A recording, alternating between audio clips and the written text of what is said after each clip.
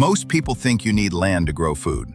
A big backyard, a farm, acreage, some kind of real estate. You don't. And in this video, I'm going to prove it.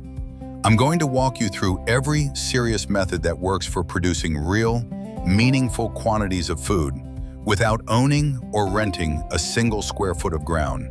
Whether you live in an apartment, a condo, a house with a concrete backyard, or a place with nothing but a south-facing window, there is a system in here that works for your situation. And if you are a prepper, I want you to think about this differently than most gardening content does.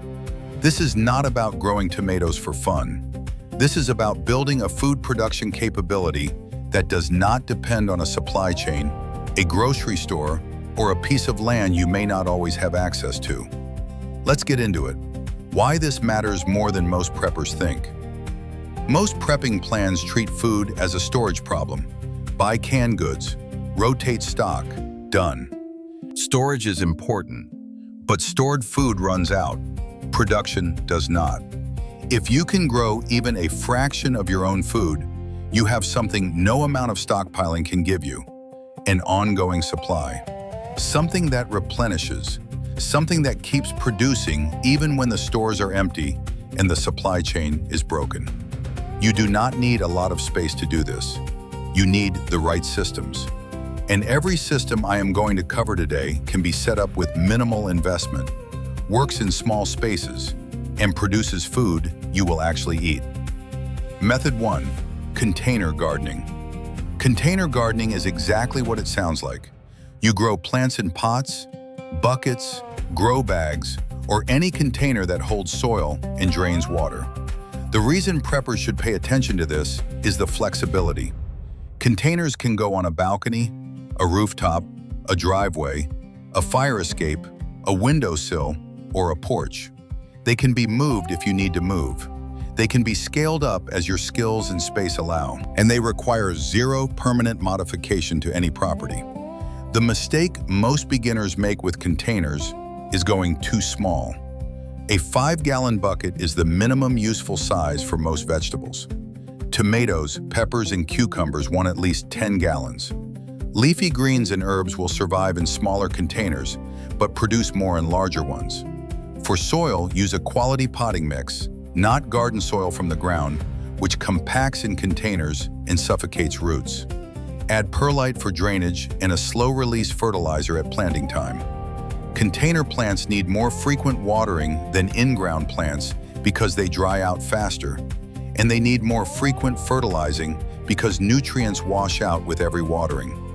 Best crops for containers: lettuce, kale, spinach, Swiss chard, herbs of all kinds, bush beans, radishes, carrots in deep containers, cherry tomatoes, peppers, and dwarf cucumber varieties. These are all productive, fast-growing, and well-suited to container life. The upside of containers is that anyone can do this starting today with a trip to a hardware store.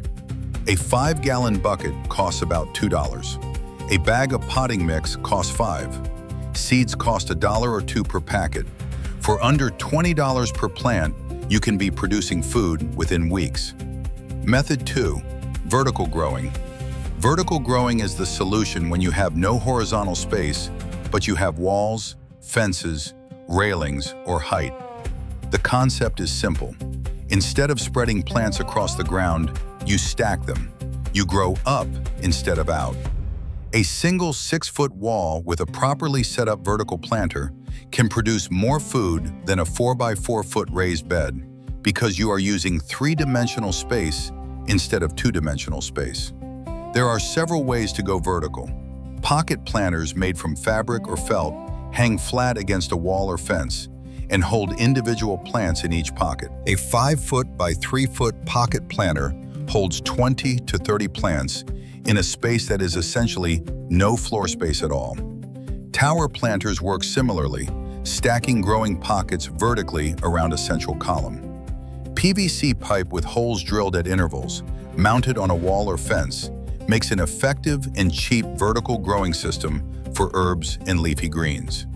Fill with potting mix, plant through the holes, water from the top, and let gravity do the distribution. Trellises are another vertical option, particularly for vining crops. A single trellis mounted on a sunny wall or fence can support cucumbers, pole beans, peas, or indeterminate tomatoes, all crops that take up significant ground space when left to sprawl, but almost none when trained vertically. Vertical growing requires more attention to watering because the top of the system tends to dry faster than the bottom, and it requires thoughtful placement to avoid shading out lower plants. But it multiplies your effective growing space dramatically and is particularly powerful on apartment balconies where floor space is the limiting factor. Method 3. Sprouting and microgreens. If you want the fastest possible return on investment in landless food production, this is it. Sprouts are seeds germinated in water and eaten at the 2 to 7 day stage. They require no soil, no outdoor space, no sunlight, and almost no equipment. A mason jar, a mesh lid or piece of cheesecloth, and a bag of sprouting seeds is all you need. Rinse twice a day, drain, keep at room temperature, and in 3 to 5 days, you have fresh, living food. Nutritionally, sprouts are dense.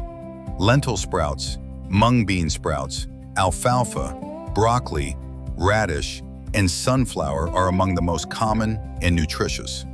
Broccoli sprouts in particular contain sulforaphane at concentrations up to 100 times higher than mature broccoli, a compound with well-documented anti-inflammatory properties. Microgreens take the sprouting concept one step further.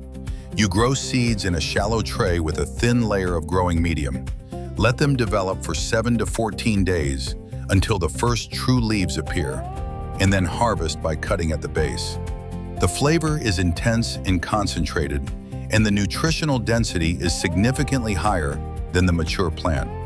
Both of these systems can operate on a kitchen counter year-round, regardless of climate, season, or outdoor conditions.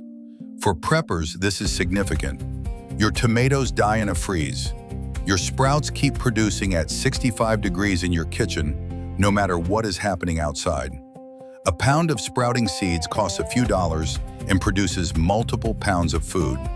There is no more efficient food production system per dollar and per square foot than this one. Method 4. Hydroponics.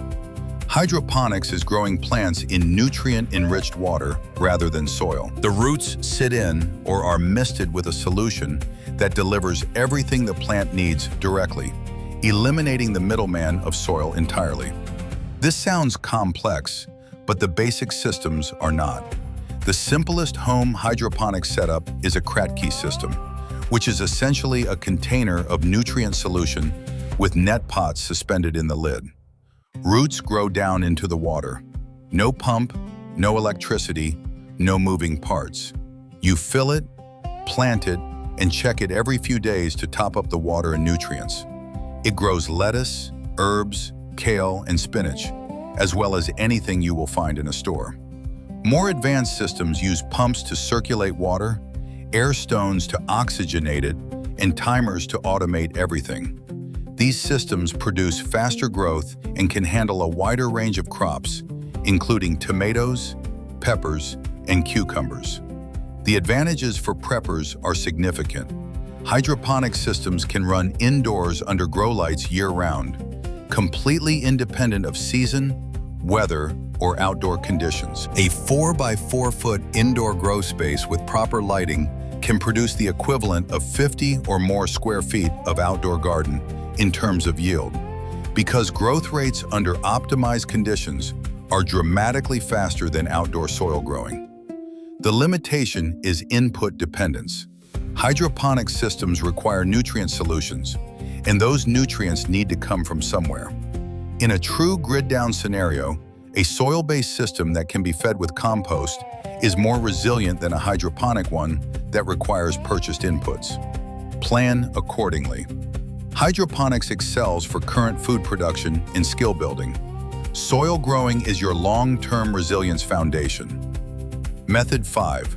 Aquaponics. Aquaponics combines fish farming with hydroponics in a closed loop. Fish produce waste. Bacteria convert that waste into nutrients. Plants absorb those nutrients and filter the water. Clean water returns to the fish. The system is largely self-sustaining once established. A basic home aquaponics setup can fit in a spare bedroom or garage. A 100-gallon fish tank can support a meaningful plant bed and produce both fish protein and vegetables simultaneously. Tilapia are the most commonly used fish in home aquaponics because they are hardy, grow fast, tolerate a range of water conditions, and taste good. Catfish and goldfish are also used. Plants that do well in aquaponics systems include most leafy greens, herbs, tomatoes, and peppers. The appeal for preppers is the dual protein and vegetable production from a single, self-regulating system that requires no external nutrient inputs once stocked. The fish feed the plants. You feed the fish with commercially available feed or with insects and duckweed you raise separately. It takes more setup and maintenance than simpler systems and has a learning curve around water chemistry. But as a long-term food production system for a landless or small space situation, it is one of the most complete options available. Method 6. Community gardens and land access. You do not need to own land to use it.